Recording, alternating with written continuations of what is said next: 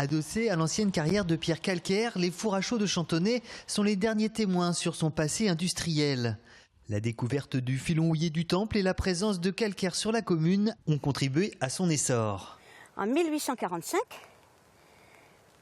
il y avait déjà 4 fours, numéro 1, 2, 3 et 4. La permission était accordée d'en faire 5, 6 et 7.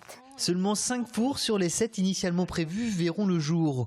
Aujourd'hui, 3 tours de 12 mètres de haut restent fièrement debout. Et à l'époque, la chaux vive produite ici a un rôle essentiel pour la région.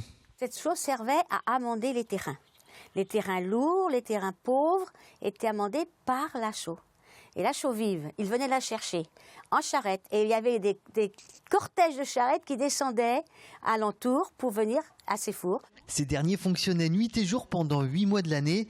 Et au plus fort de son activité, le site employait une 50aine de personnes. Il fallait un tour de garde quand les fours étaient en veille, parce qu'il ne fallait pas les laisser s'éteindre. Voilà. Et cette personne me disait que son papa, oui, certains dimanches soirs, venait vérifier si l'intensité, enfin si le feu, si ça fonctionnait bien, et si le lendemain ça allait repartir aussitôt les premières mises en place du charbon et de la pierre. Et ce sont là les 2 principaux éléments nécessaires pour la production de la chaux vive. Un travail pénible et dangereux, le plus souvent mal rémunéré. On installait le combustible, c'est-à-dire de la paille, du bois, des troncs d'arbres entiers même pour faire le feu. Et par-dessus, on commençait à ajouter le charbon, une couche de charbon, 2 chargements de calcaire, une couche de charbon, 2 chargements de calcaire. Et on remplissait jusque là au gueulard, la gueule du four, le gueulard.